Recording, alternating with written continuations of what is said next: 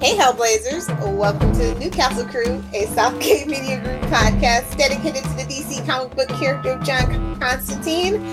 I am Lilith, and over there trying to break my concentration like a douchebag is my lovely co-host. Hey, it's Phil, and this podcast is rated T for teen, so if you're under the age of 13, get out now. Or still listen. Just don't tell mom and dad. Up for discussion today is issue 13 of Constantine. We are finally out of Forever Evil, or as I like to call it, Forever Boring.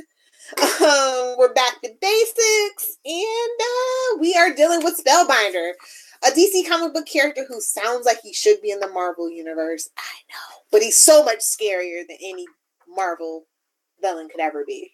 Oh, but no, this is like a, I guess a new, updated New 52 version of Spellbinder, because there was a Batman villain, Spellbinder. Yeah. And didn't Spellbinder show up in Batman Beyond, or am I thinking of something else? Maybe, yeah, I think there might be there was another version there too, but this guy's a Russian. Yeah. What, I guess trying to jump it, or punch into John's head, but he has all kinds Rule number 1, you don't want to know what's up there. Rule number 2.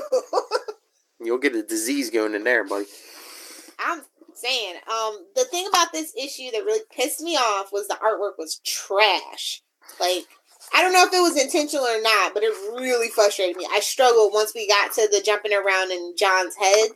Like, it didn't flow well.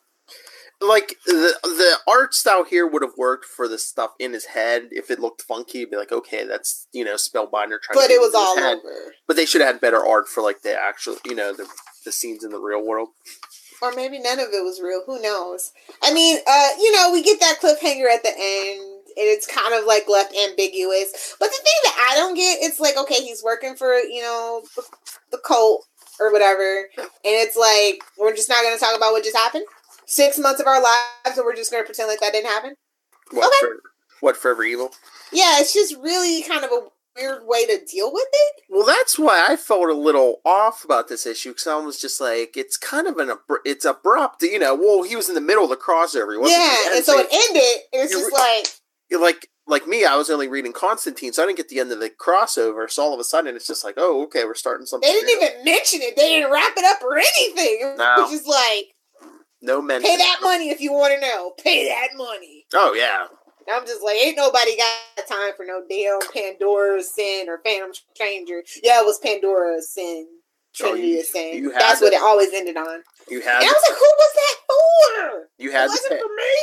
You had to pay. That New 52 is a cheap whore, man. That $2.99.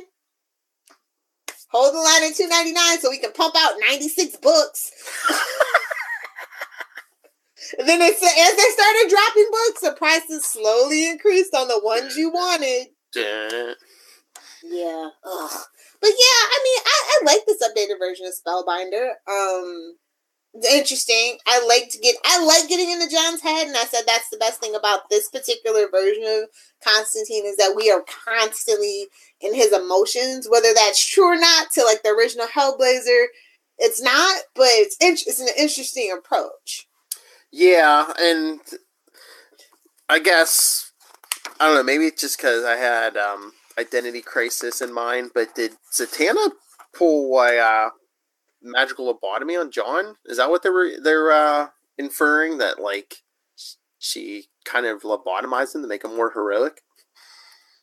No, I feel like their thing was love neuters you, which is kind of a John Constantine thing. And it's like her whole, you need to be a better person, but it was in like the mirror reverse kind of thing. Yeah, well, she talked backwards, which is how she does her magic, so I wasn't sure. Exactly. I was just like, okay. It was her saying, you need to be a better person, so I was like, wait, is that real? Yeah, exactly. It's a subconscious, so I took it as he feels like Zatanna put a spell on him because her love makes him want to be a better person. Mm-hmm. That's just the way that I took it. I don't think that Zatanna would do that. I don't know. It was New 52. It's true, but at the same time, we don't talk about Zatanna. I know. And then they showed his face all swirly, so I was like, okay, so was this a Spellbinder illusion? Was it the actual... Punch Love... Yeah, Punch Drunk Love. There we go. No. There was an Adam Sandler movie I was trying to think of. Or maybe Spellbinder's just trying to put that false memory in his head. I don't know. Yeah, it's all very ambiguous, which is fun. I mean, because this is the first story of a new arc, and maybe this is what we're going to unravel. I'm not going to spoil it. But it was a very interesting premise to me. Especially at the end where he talks about, so what may or may not have happened, are you in? And then Spellbinder goes, maybe or maybe not. You won't know until you truly need me. And I was like, these smarmy little bastards. I mean, like I said, the setup was fun. I just didn't appreciate the abruptness. It's just like, you're not even going to give me a wrap-up page? And then you're going to give me this crappy, ambiguous art?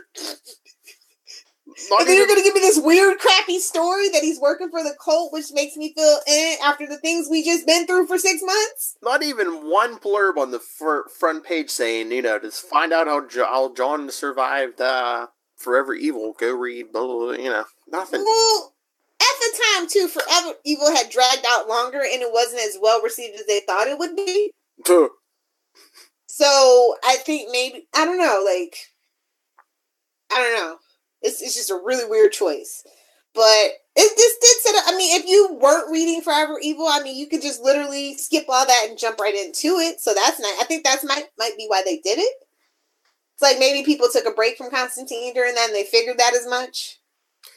Either that or they're just like, yeah, you might not remember what happened, 6 months ago. And so we don't care. Well, they're just like, boom, we'll start fresh. Yeah. But yeah, this is a great jumping on point for that new 52. And maybe that's the thing. They saw how, angry people were. It was just like, oh, Constantine's getting dragged through all these crossovers. It's like, okay, forget it. Let's not mention it. Let's not anger people. Yeah, I don't know what was going on. But yeah, other than that, I thought that this was a decent start to an arc. I like I said, I like the updated version of Spellbinder.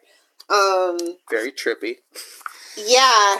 Felt like I dropped acid. I was just like, what in the world is even going on here? I was going to say, if you have a certain medical card, you should take your medication and read this book. And don't forget the Zeppelin. Matter of fact, throw on some Wizard of Oz while you're at Pink it. Floyd. Oh, I wonder if this syncs up with Pink Floyd like Wizard of Oz. I don't think that's true. I've never tried it. I've never tried it either, but... Dude, live commentary. There we go. Yes! After dark. We're a mess. God bless this mess. You know what? All these Zatanna teases are really making me angry. And, I just really enjoyed Zatanna in Smallville's season 11. They actually did Zatanna... just how I always wanted her to be. So it was just really weird that New 52 kind of, danced around this whole Zatanna thing. New 52. I mean, they still dance around the Zatanna thing. I don't know what they have against it. I just don't know if, Zatanna's there to show that he's not a complete douche, but... Complete waste of a wad. But it's Constantine, so you really can't give him, a proper relationship or girlfriend. Is that it? Well, they're gonna try in season 4, Legends of Tomorrow. Legends was renewed, and Constantine showed up at the very end of the season 3 finale. Malice is dead. So something else probably broke out with him, out of that little weird, holdy, giant Bebo cell. Well, that's what he says. Oh my God. That's what he says. Captain Planet, you suck. Bebo, you rule. We love you. This is the Bebo-verse now. Deal with it. Get into it. Well, that's what Constantine said. He's like, you just let Malice out and something, other stuff got out. Is that a dragon's head? I was just like, oh my God, what is going on? So we got rid of Rip, and with Rip, it looks like we can kind of stay away from, the more heavy time travel aspect, maybe, and maybe get into that supernatural thing that we've been or anything else, really, that I think they need to. Yeah, I think that time travel. Leap. I think that time travel is going to be more we need to discover the origins of this ancient demon. Yeah. So I'm really excited about what season 4 can hold. I think they're finally living up to their potential. Yeah. I definitely think they've been the best Arrowverse show this season. I got all caught up with Flash, and I still feel that way. I don't watch Supergirl, so I don't know, but I don't see Supergirl really topping it because it doesn't feel as funny. Supergirl's never funny on purpose. Well, Supergirl's been off for like the last 6 or 8 weeks. It's coming back on Monday, so. Yeah. But, no, I mean, the Flash has been alright, but, oh man. But my favorite episode this second half so far has been Inner Flash Time, as cheesy and hoaxy as it was. That's what the Flash is. Like, if you watch the first episode of the first half of the first season, that's what I wanted that show to continue being, and then somewhere it lost its way, and I felt like right at Inner Flash Time, I'm like, maybe we're gonna get back to, nope, okay. But I just see all this hate for, like, they posted like, oh, check out the new episode of Flash tonight on, like, Facebook and Twitter and all the social media, and just every other comment was like, oh, Iris sucks this season. Why is she having that, Arrow is having a bad effect on the Flash because of what they did with Felicity. Everybody's really, really terrified that that's what Iris is going to be. Well, and I get it, but I still think Iris is 10 times better than Felicity. I know, but I think the big problem, everyone's like, why is this woman, a smart woman, but... Because budget. Deal with it. It's not the actress's fault. It's not the character's fault that they don't have a budget for her to have... She's going to go back to her career next season. Just get your panties out of a bunch and just get into it and deal with it, okay? Well, they're like, why are all these scientists going to her for advice? Well, first of all, she is I think she's a decent team leader. Mm-hmm.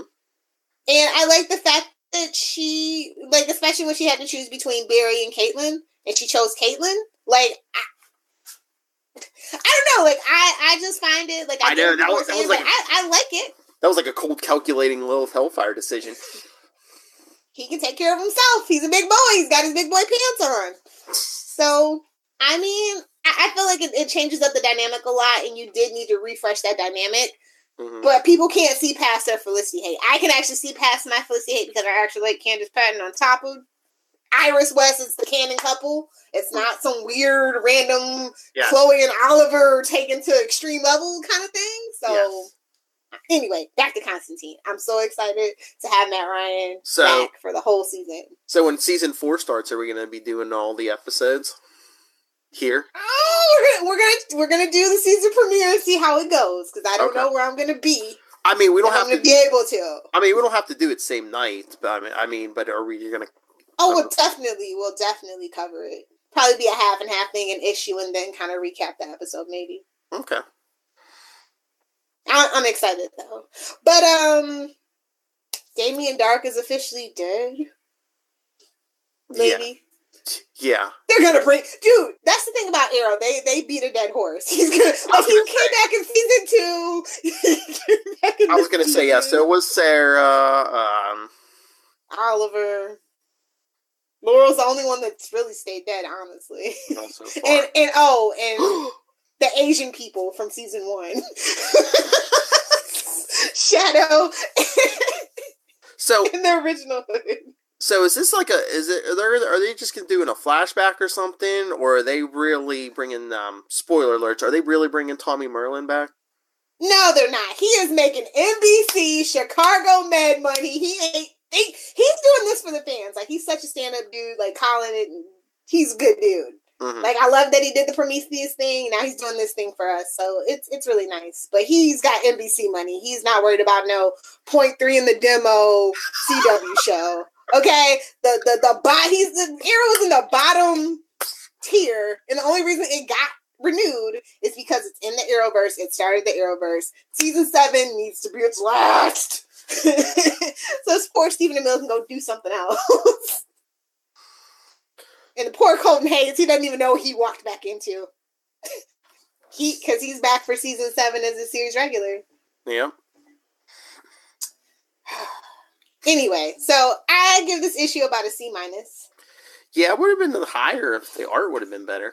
Yeah, even if it was intentional, no. It's not how you come back. If I didn't have to squint at the page and say, what's that? I know, I felt really old. I'm just like, do I need to get glasses out, or is this just really bad? So, yeah. You had to do a double take there. Like, okay, I see what that is. Okay. Yeah, but yeah, the last page is my favorite page because it's the most clear. Like, literally, it's the most clear page, and it sets up the cliffhanger, and it actually made me look forward to an issue, which hasn't happened in a long time. Since Papa Midnight showed up. I think it was the last time I was looking forward to the next issue, and that was like, what, 7 issues ago? What about you? You agree with the C-? Or are you going to have a bleeding heart on me? Oh, bleeding heart. I'll do a straight C. Still a little cold, but it's what it is. Yeah. Did you have a favorite page or panel or anything that you could make out? You're gonna trick me again. I'm gonna say a thing and then you're gonna be like, oh no, I didn't have one. I don't know. Maybe him and Zatanna. Yeah. I liked when his face went all swirly. I was just like, what in the dolly? Mm-hmm. Yeah. At least next issue is better. I will tell you guys that. If you want to hold out, and if you're still reading along, I don't know why. You schmucks, you glutton for punishments. You gluttons for punishment. I love you. It's like Phil and reading that Trinity book. It's almost your business, over. It's your money. It's almost over. There's probably one more issue or something. Hey, was that the last issue of Supergirl? I don't know. I dropped Supergirl a while ago. If it wasn't, that's ending soon too because of Bendis. The Bendis band. I must control Superman. Turns out he's Lex Luthor incarnate, and we didn't know. Speaking of the Bendis domination of Superman, if you're watching on YouTube next week, Wednesday night when it releases, we're going to be doing our special on Action Comics number 1000. I believe Tyler's joining us. I hope so. It's an important milestone. I'm really excited. It's almost as well. It's way better than the 700. What was that? The 700 cap that came out this week or something like that. Yeah. So still got a while to go on that one, fans. Oh, but I'll be free of DC after this, and I'm so excited. You're not hanging around for Detective 1000? I mean, I'll come back for 1000, but I'm not reading up to. I can't do it first of all, with the Batman and the Catwoman getting married thing, like, I can't. That's where I just drew my line. I'm like, you know what? I can't do it anymore. Archie's calling me, Image is calling me, Vertigo is calling me. There's just so many things that are just so awesome outside of the big two now that you gotta be on point to get my money now. So fight me, Marvel, fight me, DC. I'm sure I'll get some hate mail. It's fine. Just like I got hate mail about me saying the Marvel Cinematic Universe is all very much the same, with very few exceptions. And if you'd like to send hate mail, you can send it to newcastlecrew@gmail.com, or you can hit us up on Facebook. Facebook.com/Newcastle Crew Podcast, or at Newcastle Crew on Twitter, or the voicemail. Let Lilith know, let her hear the hatred in your voice. 614-382-2737. That's 614-38-CAPES. You forgot the Capes sidekicks on Twitter, too. Oh, at CL sidekicks, if that isn't enough places to vent on Lilith Hellfire. Spread your hate. But if you want to directly at me, at Lilith Hellfire, of course, or at Adventures in FG, that's Facebook, Pinterest, Instagram, and Twitter, at Adventures in FG for everything else. But if you really want to fight me, you gotta at me at Lilith Hellfire. And if you're afraid to come right at her, you can always send it to me at NightwingPDP or NightwingPDP@gmail.com. Nice. So yeah, always have a 4-step plan. It'll get you out of any tough spot. Make a plan. Although I'm not sure if step 4 wasn't just like profit. Step 4 wasn't very clear in this issue. Make a plan. Get attacked. Seems like you're high. No, step 1 is clear your mind, steady yourself, face your secrets, and then step 4 was just like all hell breaks loose. So it's kind of like Snart. Make the plan, be ready for the plan to go off the rails. And that's pretty much how we do this podcast. So until next time, Hellblazers. I'll see you in hell, Squire.